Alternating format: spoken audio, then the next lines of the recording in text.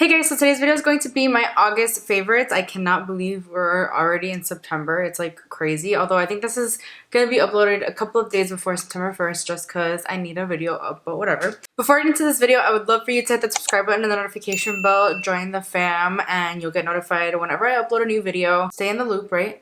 And yeah, if you want to see what's in my monthly favorites, then just keep on watching. So I'm going to start with hair. I only have one hair product to talk about, but this is really great and it's affordable. This is the L'Oreal Extra Stronghold humidity resistant hairspray. Wow, that was a mouthful. But I've been curling my hair a lot recently and I love using this just to keep the curls in place.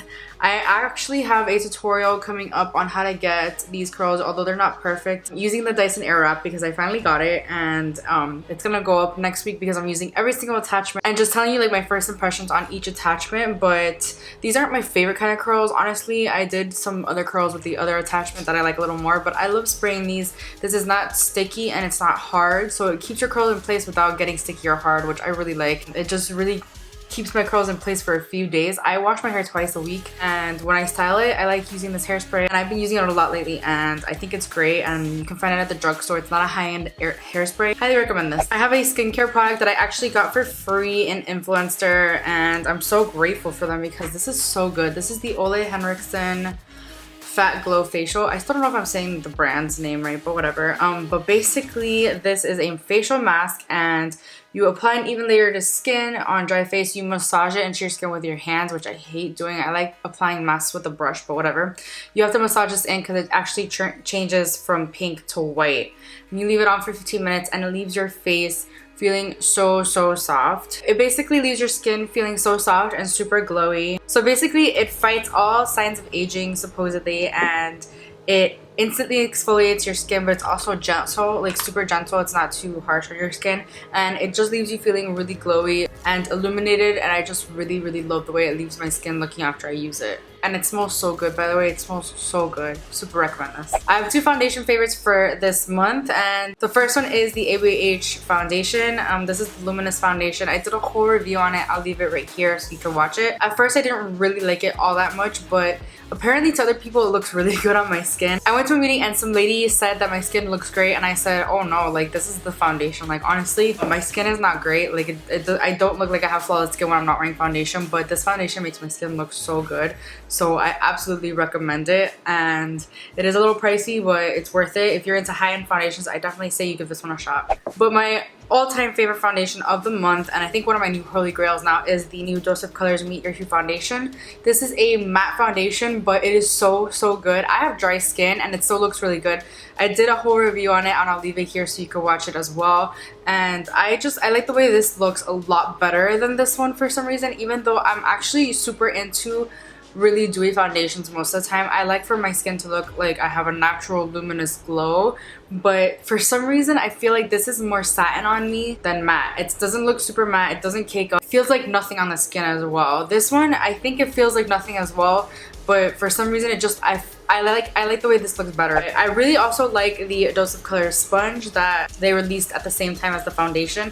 I think this is a great sponge. This is disgusting, I'm so sorry, but I have been using it a lot lately. I think that the sponge is really dense. It really reminds me of the Tarte one that has no name that I can't ever remember, but it's one of my holy grail sponges, and I talk about it a lot on my channel. I think I bought it with the Shape Tape Concealer at Ulta, and they don't sell it separately for some weird reason, but it's even the same shape, but I feel like it's the same density as well. It's not too firm and it's not too soft, it's not too dense, it's perfect, and it applies foundation so well. I still love my Juno & Co sponge a little bit more because it doesn't soak up as much product, but this one also doesn't soak up too much product either, and it's just really good. I love it. I also really love my Ofra sponge. I'm sorry that this is all beat up as well. I have been using this nonstop as well. I basically use the Dose of Colors sponge with the Dose of Colors foundation, and this one for everything else. I like the way it applies. It reminds me the most of a beauty blender. I don't want to say too much about it because I do have a video that I'm going to do that's like about all the sponges. I'm going to talk to you about all the sponges that I own and which ones I recommend and which ones I don't, and I think that's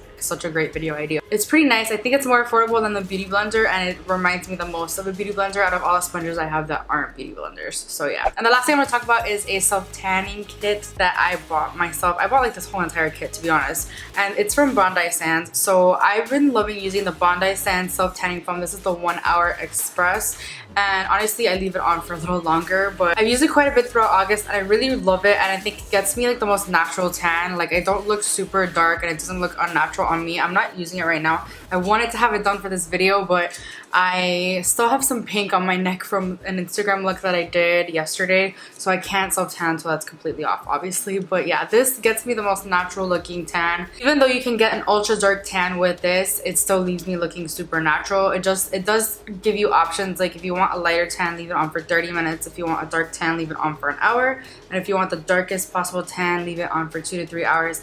I've left it on for 3 hours. I think next time I'm gonna try even a little bit longer just to see if it gets me a little bit more tan.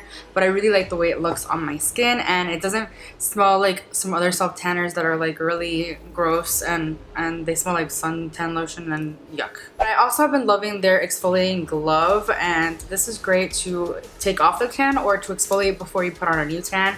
And honestly, it feels like a lot better quality than any other mitt that you can find like at the drugstore or anything. So this is great as well. The star of the show, honestly, I would say the self tanner is the star of the show, but no.